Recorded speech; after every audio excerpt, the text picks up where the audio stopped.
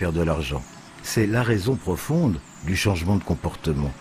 Et au même moment, les lois qui obligeaient les banques à une certaine prudence sont supprimées par le président Clinton.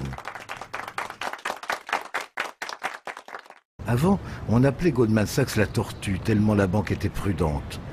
Aujourd'hui, on la traite de vampire. Dans les années 80 et 90, il s'est passé deux choses. Premièrement, le marché du crédit est devenu plus important et plus risqué, mais aussi plus rentable. Deuxièmement, le marché des produits financiers dérivés s'est développé. Or, il est très peu réglementé et c'est devenu un énorme marché dans les années 90. Le fait que ces deux domaines de la finance soient si rentables et si peu régulés ont gagné soudain beaucoup d'argent, a donné une place beaucoup plus importante aux traders. Or, les traders sont des prédateurs. Le but des traders est de prendre aux autres tout ce qu'ils peuvent.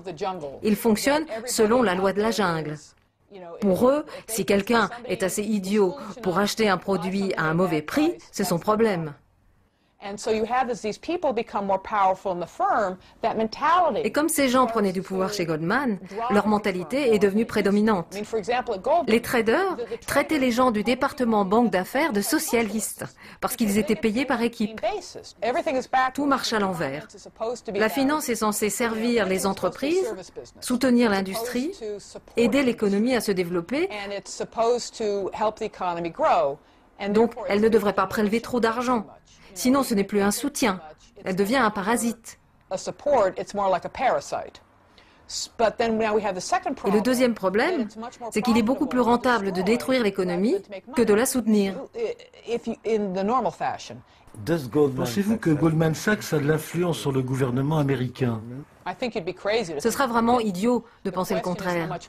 La question est de savoir s'ils ont plus d'influence que les autres financiers. Il y a de bonnes raisons de penser qu'ils ont énormément de pouvoir. Ils occupent des postes très importants au gouvernement. Les plus célèbres sont Bob Rubin et Henry Paulson. Robert Rubin, qui dirigeait Goldman Sachs, est devenu le ministre des Finances de Bill Clinton. Son successeur Henry Paulson a suivi le même trajet quand George W. Bush est devenu président. En 2008, Henry Paulson a organisé le plus grand sauvetage de banques jamais réalisé et a veillé à ce que Goldman Sachs en profite largement. À l'arrivée de Barack Obama, de nombreux dirigeants de Goldman entrent à la Maison-Blanche et au gouvernement. Et lorsque certains deviennent les gendarmes des marchés, ça revient à nommer un renard pour protéger le poulailler. Et en sens inverse, on voit des ministres, des procureurs devenir des employés de Goldman Sachs. Leur état d'esprit s'étend sur la planète tout entière.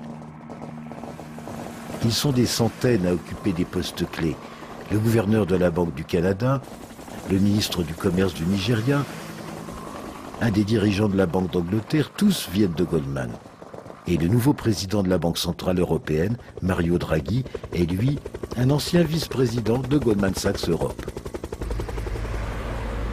Je viens d'apprendre qu'un groupe va essayer de manifester à l'intérieur d'une banque.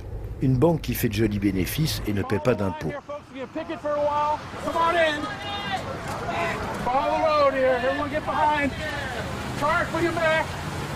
La seule télévision présente, c'est la télévision russe. Les Russes adorent quand il y a un problème en Amérique.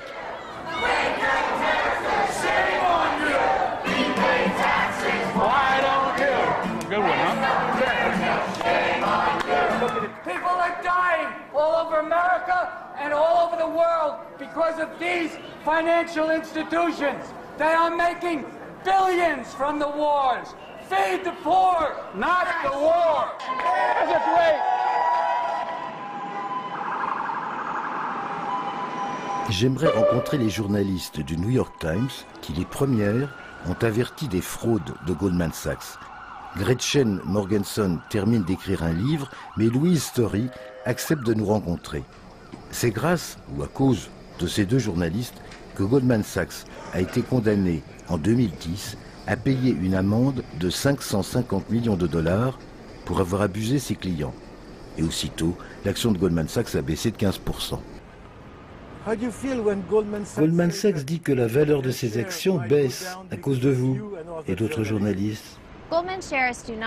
Les actions de Goldman ne baissent pas à cause des articles de journalistes. Elles baissent à cause de ce que Goldman fait ou de ce que le gouvernement décide. Nous ne faisons que chercher et raconter les faits. Quand les marchés financiers ont eu des problèmes, il n'y avait pas assez d'argent pour tout le monde. On a vu alors que Goldman et plusieurs autres banques prenaient des décisions dans leur intérêt, mais pas forcément dans celui de leurs clients. Ils l'ont fait de plusieurs manières. Prenons l'exemple de l'hôpital de Pittsburgh. L'hôpital avait acheté à Goldman des titres mis aux enchères. C'étaient des placements à court terme dont la valeur variait constamment. Mais début 2008, ce marché s'est asséché. Goldman a été la première banque à s'en retirer, contribuant ainsi à sa baisse. Or, depuis des mois, l'hôpital de Pittsburgh demandait à Goldman s'il fallait vendre. Goldman leur répondait « non ». Et quand tout a baissé, c'est l'hôpital qui a subi les pertes, tout seul. Au moment où Goldman abaissait la valeur des titres de crédits immobiliers, elle pariait en même temps sur leur baisse. Ses clients croyaient que Goldman était un courtier neutre. Ils ne savaient pas que plus la banque dévaluait les titres de ses clients, plus la baisse du marché lui rapportait d'argent. Fin 2006, Goldman croyait que le marché de l'immobilier allait durer.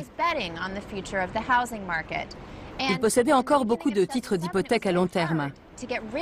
Début 2007, ils ont voulu s'en débarrasser, mais c'était devenu très difficile de les vendre. Ils ont donc fabriqué ce qu'ils ont appelé le Big Short, un énorme pari sur l'effondrement des crédits immobiliers, et ils en ont tiré un gros profit.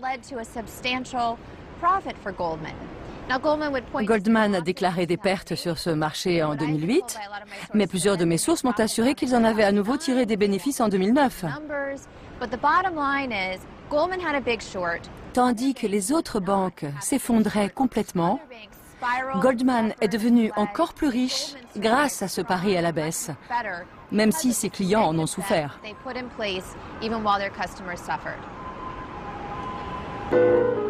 Je voulais aussi lui parler d'AIG, la plus grosse société d'assurance du monde qui avait fait faillite. Quel était le rôle de Goldman Sachs? Est-ce que Louise le savait? A l'air d'avoir été une marionnette manipulée par Goldman Sachs. AIG s'est engagé dans des contrats très compliqués avec plusieurs grandes banques, dont Goldman Sachs. AIG leur a vendu des polices d'assurance en disant « Si les titres de crédit hypothécaire perdent de la valeur, nous vous paierons. Comme quand votre maison brûle, l'assurance vous rembourse. » Donc, c'était des assurances sur les produits financiers. Bien sûr, les titres se sont effondrés. Goldman a été la première banque à demander à AIG de lui verser beaucoup d'argent. Elle leur disait « Vous nous devez plus, les titres baissent. » Souvenez-vous qu'en même temps, Goldman avait parié énormément sur la baisse de ses titres. Elle tirait donc profit de la chute du marché tout en demandant de l'argent à AIG. L'assureur a été totalement ruiné et le gouvernement fédéral a dû le renflouer à l'automne 2008.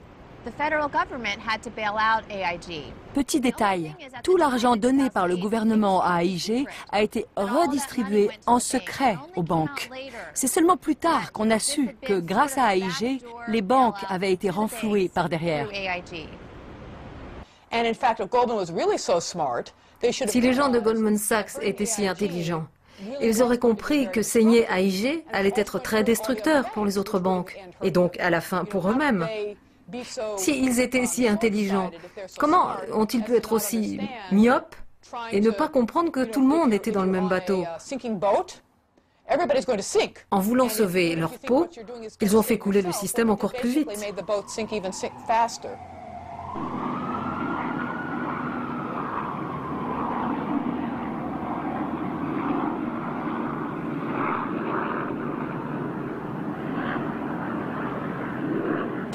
Revenons au pari.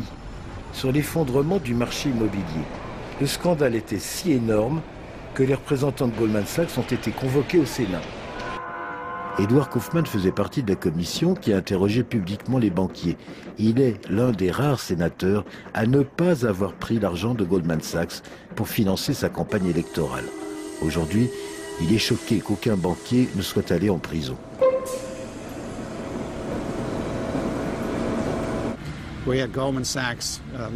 Le président, M. Blankfein, et les dirigeants de Goldman Sachs sont venus témoigner et ont raconté une histoire difficile à croire. Ça ne voulait pas dire que vous quittiez le marché des hypothèques. Sénateur, quand vous me dites quitter ce marché, je ne sais pas. Les Américains ont du mal à croire que des gens aussi intelligents que vous n'ont pas anticipé l'écroulement de ce marché.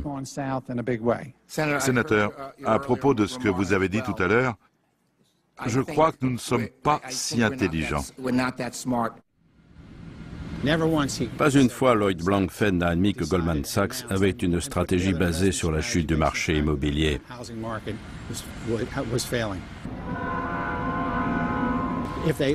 Il vendait un produit financier à quelqu'un en lui disant que c'était un très bon investissement.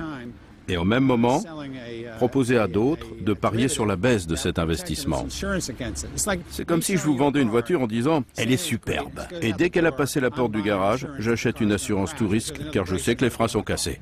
Il est difficile de croire que Goldman Sachs n'a pas commis de fraude. Et que personne n'aille en prison, c'est vraiment écœurant et très décourageant.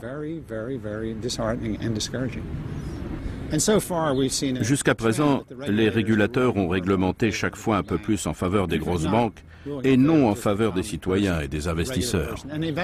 Certains investisseurs floués sont des gens très riches. Ce n'est pas juste les riches contre les pauvres. Tous les investisseurs, petits ou gros, souffrent de la spéculation faite avec des ordinateurs ultra rapides, des paris à découvert. Ce n'est pas juste les riches contre les pauvres, ce sont les grosses banques contre tous.